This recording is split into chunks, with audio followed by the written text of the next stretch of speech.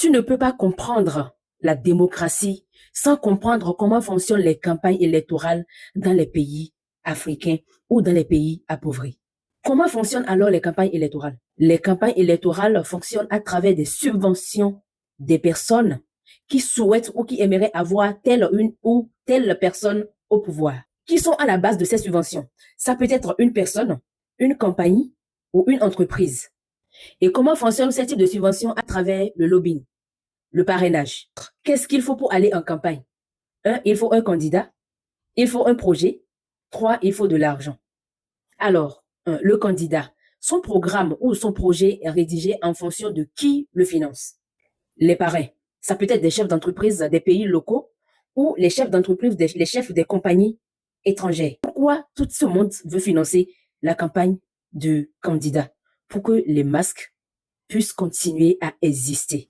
Le vol, le détournement, quant à l'argent, le mensonge, le pillage dépensé pendant les campagnes, 90% vient du privé, c'est-à-dire vient de l'étranger, des chefs d'entreprise, des campagnes, les chefs des autres États, et les 10% viennent des adhérents du parti du candidat. Quel intérêt ont-ils de financer la campagne d'un candidat à l'élection présidentielle, par exemple?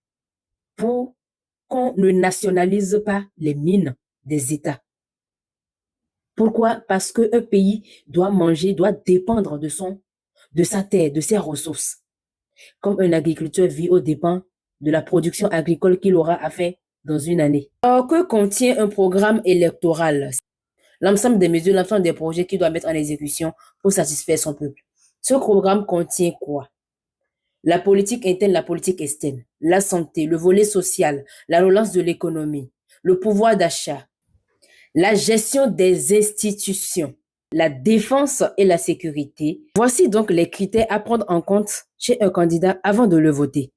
Mais ce qui se passe dans nos pays, c'est que la population vote parce qu'ils ont reçu 200 francs ou 100 francs la veille des votes, ou c'est un candidat issu de leur clan ethnique.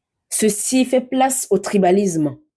Le résultat, la pauvreté devient une institution normalisée dans notre quotidien, dans le quotidien du peuple. Puisque qui paye la facture commande, alors le candidat élu devient l'employé de celui qui a financé sa campagne. D'où la démocratie apparaît alors comme une corruption organisée. Sur ce, penses-tu vraiment que c'est toi qui choisis ton candidat? Le candidat choisi préfère affamer son peuple et nourrir celui qui a payé ses élections. Les moyens sont mis. Tu n'es pas n'importe qui pour aller te positionner en tant que candidat.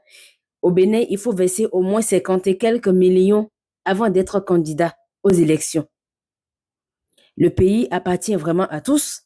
Le paysan dans son village aura-t-il un jour le pouvoir d'être candidat, de se positionner? Où trouvera-t-il cette somme?